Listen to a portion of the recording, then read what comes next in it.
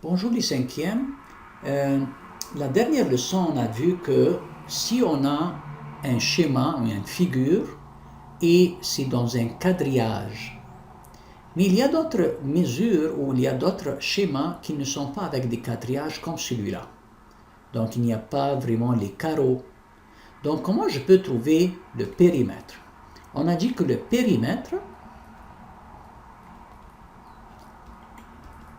est toujours le contour de cette figure. Et on a dit que c'est bien d'utiliser un point, on l'appelle point de départ. Et j'imagine qu'il y a une personne qui va aller sur le contour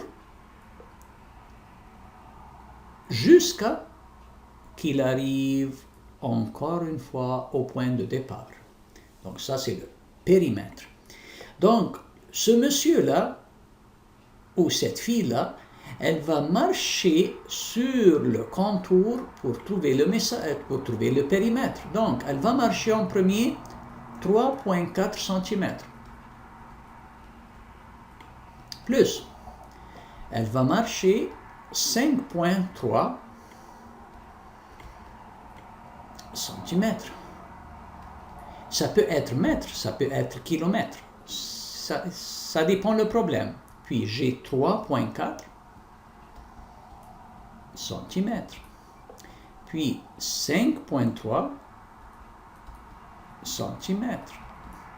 Puis 3,4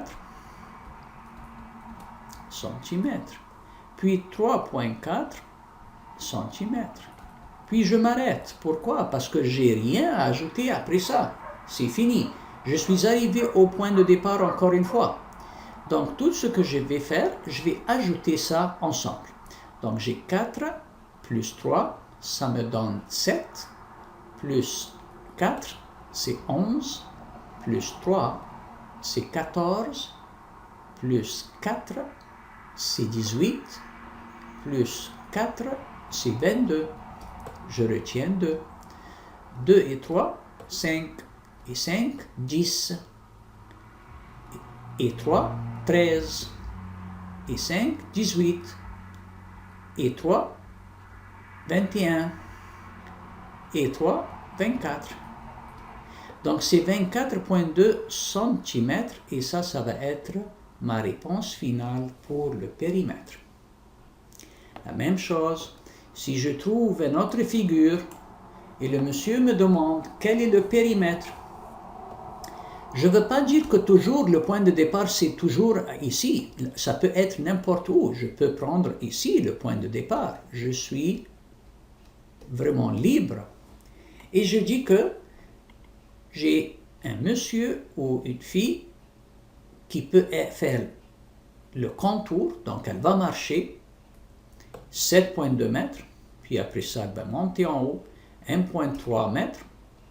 Puis après ça, 4,7, puis après ça 4,2, puis après ça 5,6, jusqu'à qu'on arrive au point de départ et je m'arrête. Donc dans ce cas-là, je dis mon périmètre égale, le premier chemin c'était 7,2 mètres. Après ça, 1,3 mètres. Puis après ça, 4,7 mètres. Puis après ça, 4,2 mètres. Puis 5,6 mètres.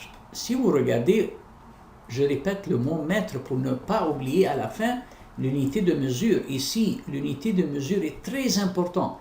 Si vous donnez votre devoir sans cette mesure-là, vous manquez des points. Donc attention. Donc, je dis 2 plus 3, ça donne 5. Plus 7, 12. Plus 2, 14. Plus 6, 20. Je retiens 2. 7 et 2, 9. Et un 10. 14. 18. Et 5, 23.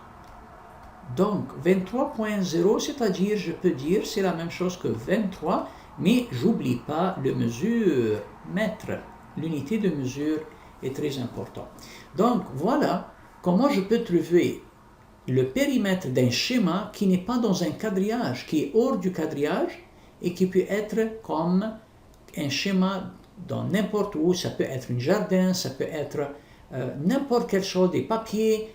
Donc, je mesure le contour de cette façon. J'espère que vous avez bien compris la leçon. On va pratiquer avec quelques exemples de devoirs. Merci pour votre attention.